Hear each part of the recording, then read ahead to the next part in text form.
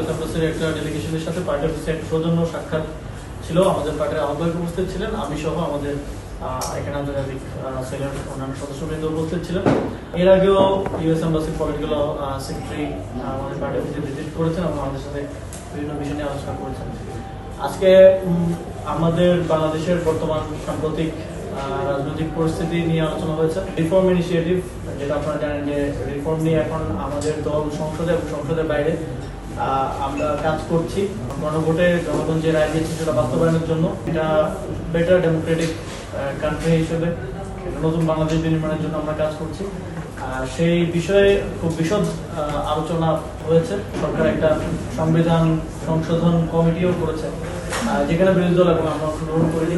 Trade agreement, যেটা Bangladesh USA, সেটা নিয়েও কিছু আলোচনা হয়েছে। এবং সর্বোপরি এনসিপির কার্যক্রমের বিষয়ে, এনসিপি কিভাবে বাংলাদেশের রাজনীতিকে সামনের দিকে দেখছে, এনসিপির কি লেন্সে গ্লোবাল পলিটিক্সকে দেখছে, ইউএসএর সাথে সম্পর্ককে কিভাবে দেখছে, এই বিষয়ে তারা জানতে চেয়েছেন এবং আমরাও তাদের ভিউ টুয়ার্ডস বাংলাদেশ কিরকম এই বিষয়ে কিছু ভিউজ আমরা এক্সচেঞ্জ করেছি। উভয় পক্ষই সামনের দিনগুলোতে বাংলাদেশের প্রসপারিটির জন্য বাংলাদেশ এবং ইউএসএর সাথে ইউএসএর মধ্যে একটা বেটার ডিপ্লোম্যাটিক রিলেশনের বিষয় এবং বাংলাদেশকে বা আমাদের দিক থেকে বিশেষ করে বাংলাদেশকে কিভাবে এই সাউথ এশিয়ার একটা strong economic and strong country হিসেবে গড়ে তোলা যায়, এ বিষয়ে আমাদের মধ্যে বিস্তারিত।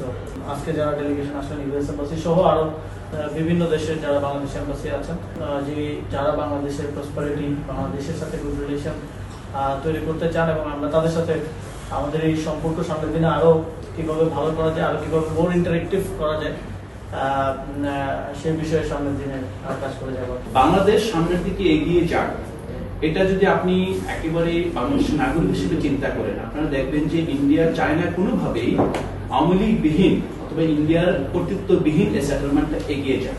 এবং আপনারা দেখবেন মিডিয়াতে, টক শোতে, বিভিন্ন ফোরামে কিছু ব্যক্তিবর্গ আছে যারা সবসময় গিয়ে প্রয়োজনে অপ্রয়োজনে উইদাউট এনি রেফারেন্স একটা বিষয় বলে যে আপনারা তো ইউএসএ নিয়ে কথা বলছেন, ইউএসএ চুক্তি নিয়ে কথা বলছেন না, অথচ সে আলোচনা চুক্তির কোনো ইস্যু নেই। তো সেই জায়গাটা আমরা একটা রাজনৈতিক দল হিসেবে বাংলাদেশের জনগণের যে স্বার্থ সংশ্লিষ্ট ব্যাপারে সচেতন হিসেবে আমরা কনসার্ন। আমরা মনে করি যে কোনো চুক্তি সংসদে আলোচনা হতে পারে এবং এই চুক্তি বুঝে না বুঝে শুধুমাত্র এটা ইউএস এর দিকে গিয়েছে অথবা চায়নার দিকে গিয়েছে অথবা রাশিয়ার দিকে গিয়েছে, সেই জায়গা থেকে আমাদের বিরোধিতা সংসদের দিকে বের হয়ে আসা উচিত। ইন্ডিয়া সর্বাত্মকভাবে চেষ্টা করছে বাংলাদেশকে নতুন ভাবে তার আয়ত্তে নিয়ে আসার জন্য।